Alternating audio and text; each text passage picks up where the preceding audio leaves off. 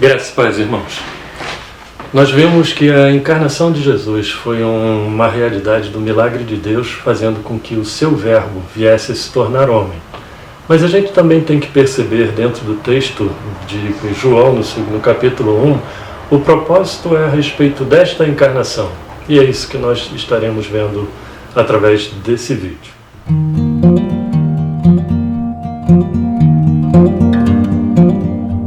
No mesmo texto do capítulo 1, só que nos versos 10 até o verso 14, ele vai nos dizer assim: O Verbo estava no mundo, o mundo foi feito por intermédio dele, mas o mundo não o conheceu. Veio para o que era seu e os seus não o receberam, mas a todos quantos o receberam, deu-lhes o poder de serem feitos filhos de Deus, a saber, aos que creem no seu nome, os quais não nasceram do sangue, nem da vontade da carne, nem da vontade do homem, mas de Deus. E o Verbo se fez carne e habitou entre nós, cheio de graça e de verdade, e vimos a sua glória, glória como do unigênito do Pai.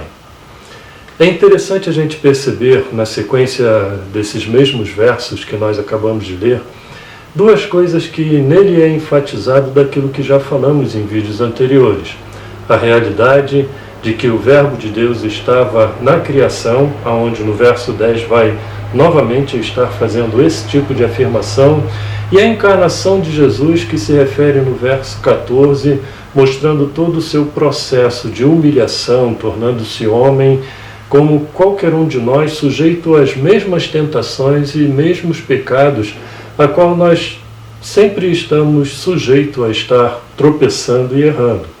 Porém, a palavra de Deus nos afirma de uma maneira muito clara que Jesus, ele foi absolutamente sem pecado. E pelo fato dele não ter tido pecado, ele tornou-se pecado por nós, carregando sobre si os nossos pecados, para fazer com que o propósito de Deus na encarnação do Verbo viesse a acontecer, que é justamente nos trazer a redenção. Mas perceba algumas coisas que João vai falando. Ele veio ao mundo, o mundo foi feito por intermédio dele, mas não o conheceu. Ele não foi reconhecido pela sua geração quando veio como Filho de Deus encarnado para trazer esta redenção. E ele ainda diz que veio justamente para o que eram seus. Todas as profecias no Velho Testamento, se referindo à vinda do Messias prometido para Israel, quando isso veio se concretizar na pessoa de Cristo Jesus, ele não foi reconhecido e muito menos recebido como o Filho encarnado de Deus para trazer essa redenção aos homens. Mas é interessante que no verso 12 ele vai fazer uma afirmação muito grande que se torna um divisor entre a realidade das pessoas que passam a conhecer esse Verbo de Deus, porque ele vai dizer claramente: mas a todos quanto o receberam, deu-lhes o poder de serem feitos filhos de Deus, a saber, aos que creem no seu nome. Não apenas em mostrar a realidade da redenção através do Verbo de Deus encarnado, que é Jesus Cristo, mas principalmente em mostrar como receber essa redenção. Ele diz que aqueles que o rejeitaram passaram a ignorar aquilo que veio trazer como propósito, cumprindo a missão de Deus a favor de todos nós.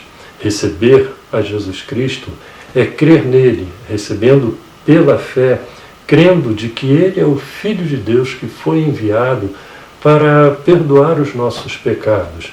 E muito mais do que isso, o fato de receber, crendo em Jesus Cristo, ele diz que, através dessa fé, ele nos dá o poder de nos tornarmos filhos de Deus.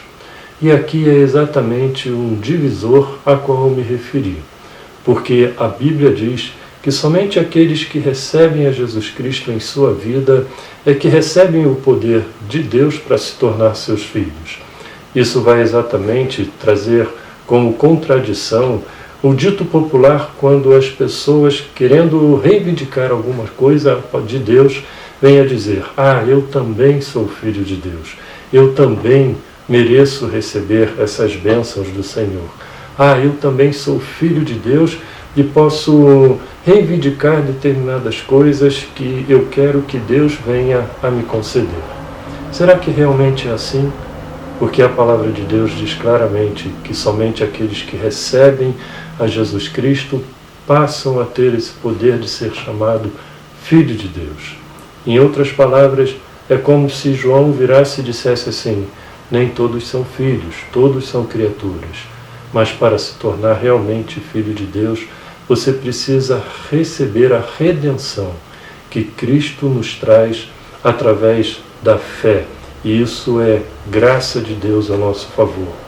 Não por nossos méritos, nós não precisamos fazer nem provar nada para que Deus venha nos conceder essa graça.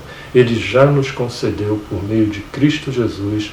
A única coisa que precisamos realmente estar fazendo é colocar o nosso coração, a nossa fé voltada em Jesus, deixando com que Ele entre na nossa vida e faça grandes transformações daquilo que Ele quer fazer dentro de nós, para nos tornarmos seguidores de Jesus, para nos tornarmos a imagem e a semelhança desse Deus que nos criou.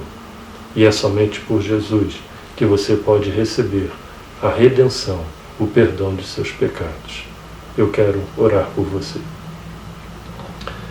Pai amado, te dou graças, porque o Senhor veio trazer isso como uma grande dádiva dos céus a nosso favor, sabendo que, estando nós perdidos nos nossos pecados, o Senhor enviou o seu Filho, encarnado em figura humana, para nos trazer o perdão e a redenção dos nossos pecados.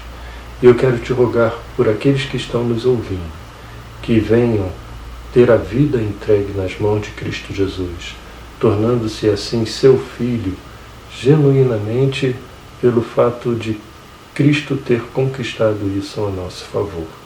Abençoe, ó Pai, e faça com que, pela fé, a Tua palavra venha entrar no coração de todos aqueles que nos ouvem. Em nome de Jesus. Amém.